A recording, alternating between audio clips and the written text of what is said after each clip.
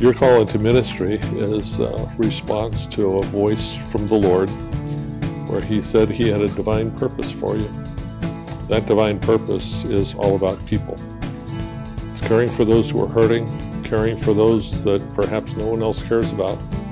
It's about loving the unlovable. I think back to a time when we were pastoring on the east side of Cleveland. Middle of a service, we had a guy walk in. Literally, his name was Bill Pickle.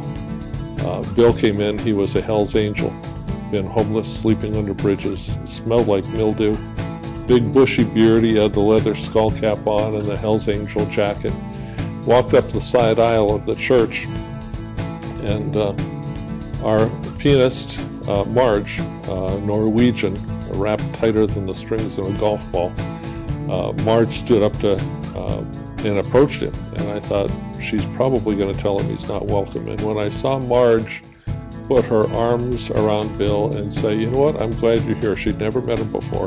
I thought, you know what, they're understanding what ministry is all about. It's all about touching and helping hurting people.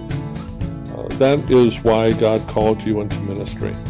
It's why He called me into ministry. Doc Dobbins, late Doc Dobbins, was a great counselor and really invested as a mentor into my life early on. He used to say there are way too many pastors who love to preach to the crowds but can't stand to be with people. For all of us who have been called into ministry, it is all about the people. It's about those who are up and out and those who are down and out. It's important that when we're focusing our attention on people that we invest in their lives. We're not always looking over their shoulder to see who more important might be coming up behind them. But we are able to devote our attention to those who God has called us to care about.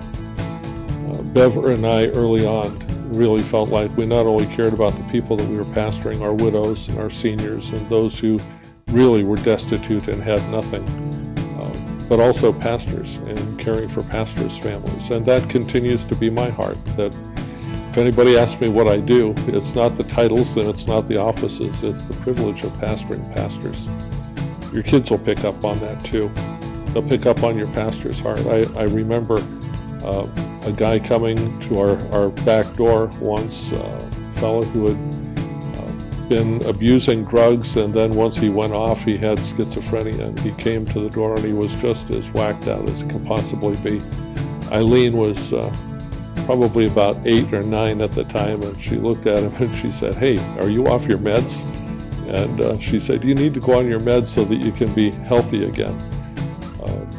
She was caring for a guy that most kids would run away from. So I want to encourage you, love your people.